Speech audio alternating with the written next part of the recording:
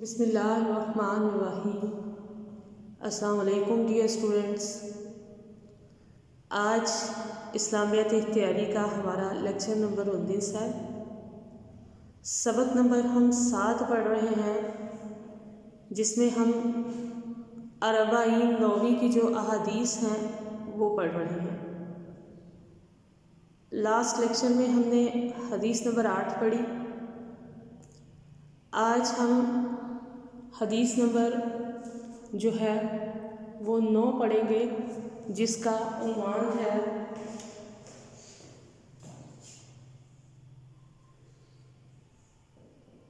حدیث نمبر ہے 9، عنوان ہے جس کا اطاعت سنت۔ پہلے ہم لفظی و باب محاورہ ترجمہ پڑھیں گے، پھر اس کی تشریح و توضیح کریں گے۔ تو ان ابی ہریرہ رضی اللہ تعالیٰ عنہ سے روایت ہے، قال کہتے ہیں، سمعت کو میں نے سنا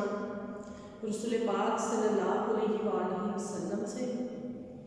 یقول فرماتے ہوئے، ما جو نہیتکم کہ میں تمہیں روکوں،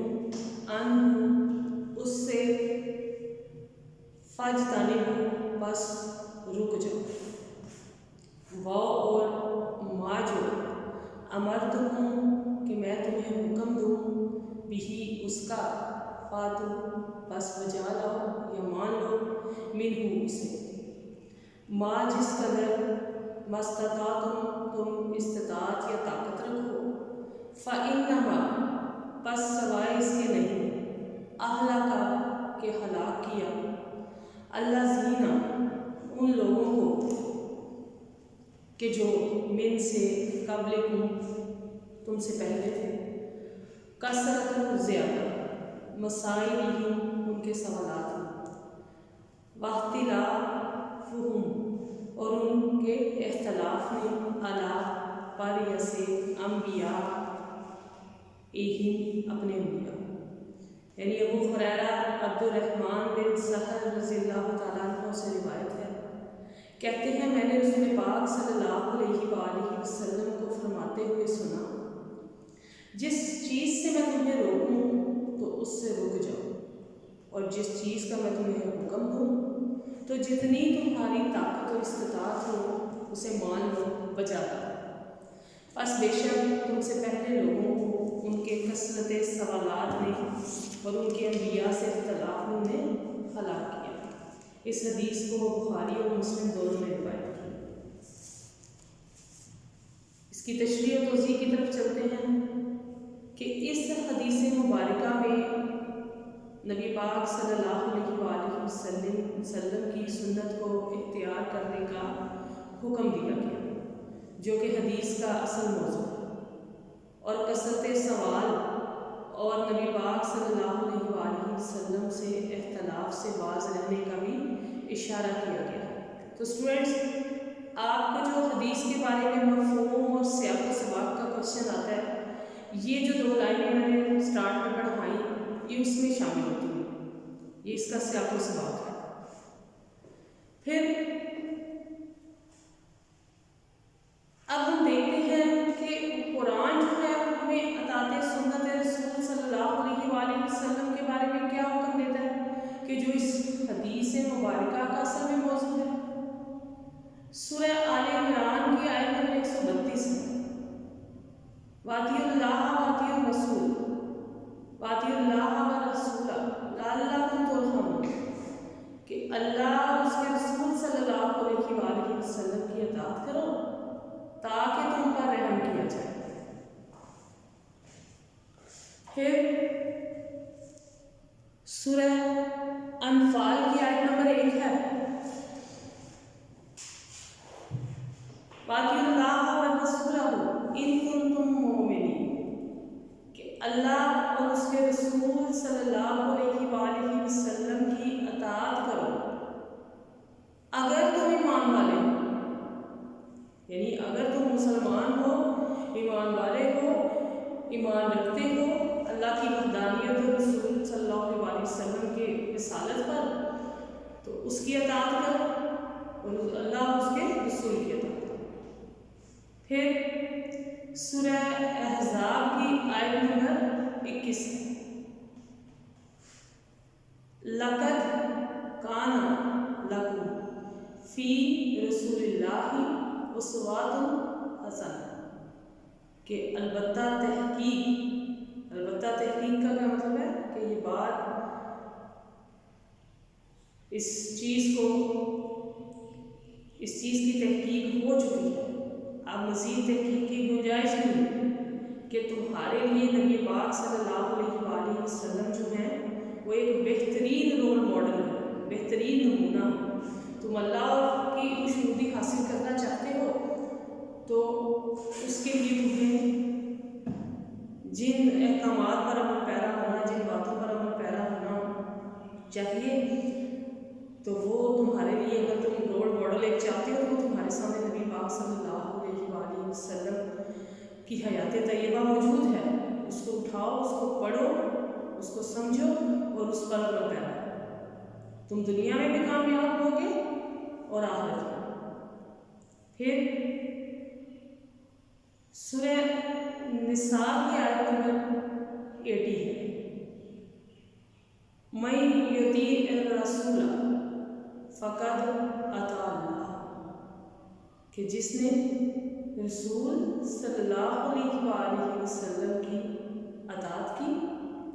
تو اس نے در حقیقت اللہ کی اطاعت کی۔ مطلب کیا ہے کہ اللہ کی اطاعت اگر کرنا چاہتا ہے، ظاہر ہے ایک مسلمان ہے، مومن ہے، تو وہ اللہ تعالیٰ کا پسندیدہ اور فرما بردار بندہ غیر بندہ چلے گا، اور اس کے لیے اسے اللہ تعالیٰ کے احکامات پر عمل پیرا ہونا ہوگا، اللہ تعالیٰ کی فرما برداری کرنا ہوگی۔ تو وہ کیسے ممکن ہے، کیسے پتہ چلے گا کہ اللہ تعالیٰ کے احکامات کے؟ ظاہر ہے وہ ہمیں نبی پاک صلی اللہ علیہ وآلہ وسلم نے بتایا، اور ہم ان پر عمل پیرا ہوں گے، اللہ کی خوشنودی حاصل کریں گے۔ تو مطلب کیا ہوا کہ اگر ہم اللہ تعالیٰ کی اطاعت کرنا چاہتے ہیں تو ہمیں نبی پاک صلی اللہ علیہ وآلہ وسلم کی اطاعت کرنا ہوگی، اور نبی پاک صلی اللہ علیہ وآلہ وسلم کی اطاعت ہی در حقیقت اللہ کی اطاعت ہے۔ تو ان آیات مبارکہ جو ہم نے قرآن پاک سے چند کا ذکر کیا، ان سے ہمیں اس بات کا ثبوت ملتا ہے کہ اللہ تعالیٰ نے قرآن پاک میں اپنی اطاعت کے ساتھ ساتھ نبی پاک صلی اللہ علیہ وسلم کی اطاعت کا حکم دیا، اور یہ بات بھی واضح ہو گئی کہ نبی پاک صلی اللہ علیہ وآلہ وسلم کی اطاعت ہی در حقیقت اللہ تعالیٰ کی اطاعت ہے۔ تو جب تک ہم نبی پاک صلی اللہ علیہ وسلم کی اطاعت نہیں کریں گے، ان کی سنت پر عمل پیرا نہیں ہوں گے، تب تک ہم اللہ تعالیٰ کی اطاعت، اس کی قربت، اس کی رضا اور اس کی خوشنودی، اس کی پسندیدگی حاصل نہیں کر سکیں گے۔ پھر ہم دیکھتے ہیں کہ اطاعت سنت حدیث کی روشنی میں، یعنی نبی پاک صلی اللہ علیہ وسلم کی اطاعت کے بارے میں کیا فرماتے ہیں۔ سب سے پہلے ایک حدیث مبارکہ کا ترجمہ ہے، خبردار رہو، مجھے قرآن دیا گیا ہے اور اس کے ساتھ ویسی ہی ایک اور چیز، خبردار ایسا نہ ہو کہ ایک پیٹ بھرا شخص اپنی مسند سے ٹیک لگائے، یہ کہنے لگے کہ بس تم قرآن کی پیروی کرو، جس چیز کو اس میں حلال پاؤ اسے حلال سمجھو، اور جس کو اس میں حرام پاؤ اسے حرام سمجھو۔ حالانکہ جس چیز کو اللہ کا رسول حرام قرار دے وہ ویسا ہی حرام ہے جیسے اللہ کا حرام ہے۔ تو مطلب کیا ہوا کہ اللہ تعالیٰ نے نبی پاک صلی اللہ علیہ وسلم پر قرآن پاک جو ہے وہ نازل کیا، اور اس کی تشریح و توضیح کی شکل میں جو ہے وہ احادیث مبارکہ، کیونکہ احادیث مبارکہ جو نبی پاک صلی اللہ علیہ وسلم فرماتے کرتے